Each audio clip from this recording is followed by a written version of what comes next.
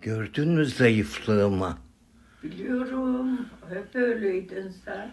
Evet. Ay kaket. Kaket tabii. Kaç kiloydun demek. Çok yakışık. Ne yapayım? Allah'ım yarabbim. Kaç yıl geçmiş.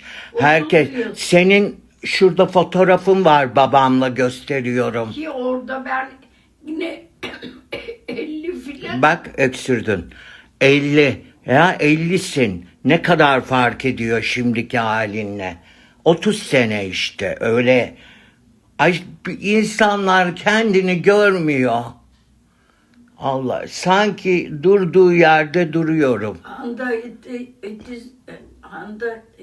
Hande Ataizli de öyle. O da öyle. Çok genç Ama orada. zayıf o. O çok bakıyor kendine. Tabii. Ne sevmiyorsun? Yemek yapmayı.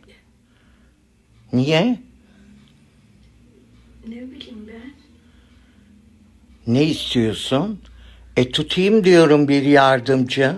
Haydım buraya. Bak, her gün gelsin.